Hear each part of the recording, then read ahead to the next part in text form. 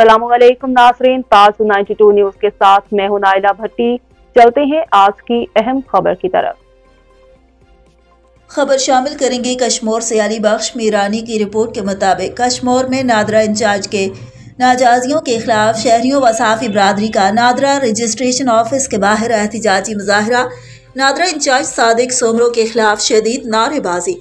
कश्मोर के शहरियों व सहाफ़ी बरादरी ने नादरा रजिस्ट्रेशन ऑफिस कश्मोर के बाहर एहतजाजी मुजाहरा करते हुए कहा कि बिला जवाब शहरियों को नादरा ऑफिस में तंग किया जा रहा है और एजेंटों से मिली भगत करके शहरियों को लूटा जा रहा है।